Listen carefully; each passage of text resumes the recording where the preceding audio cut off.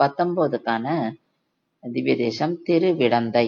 இது 108 திவ்ய தேசங்கள்ல 62வது திவ்ய தேசம். இது தமிழ்நாட்டுல சென்னையில ஈசிஆர் ரோட்ல இருக்கு. மகாபலிபுரத்துக்கும் கோவளத்துக்கும் அருகில இருக்கு. இங்க எழுதியிருக்கும் பெருமாள் மூலவர், ஆதிவராகர், உற்சவர், நித்திய கல்யாண பெருமாள். இங்க ஆதிவராகர் தன்னுடைய இடது தொடையில ஸ்ரீ மகாலட்சுமியை ஏந்தின்றிருக்கார். அவருடைய இடது கால் கீழே ஆதிசேஷனும் அவருடைய பத்தினியும் நம்ம பார்க்கிறோம். வலது கால் பூமியை தொட்டா மாதிரி இருக்கும். இது கல்யாணத்துக்காக பிரார்த்தனை பண்ற ஸ்தலம். இது முனி மகரிஷின்னு இருந்தார். அவர் தன்னோட பொண்ணை காலவ ரிஷிக்கு கல்யாணம் பண்ணி தரார்.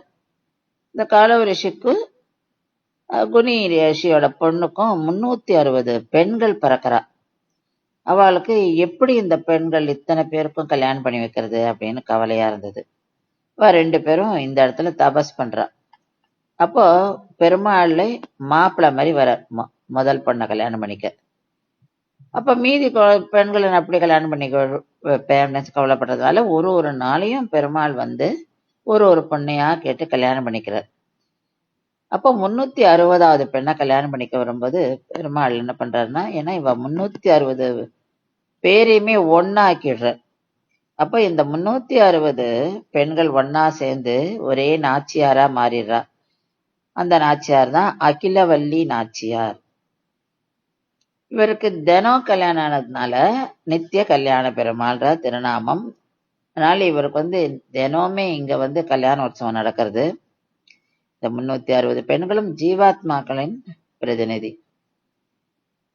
ஏன்னா பெருமாள் தான் புருஷோத்தமன். அந்த தத்துவம் தான் இங்க நம்ம பார்க்கிறோம்.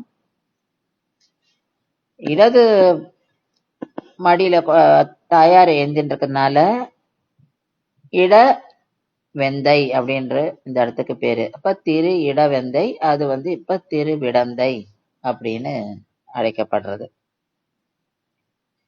ஸ்ரீமதே ராமானுஜாய நமஹ.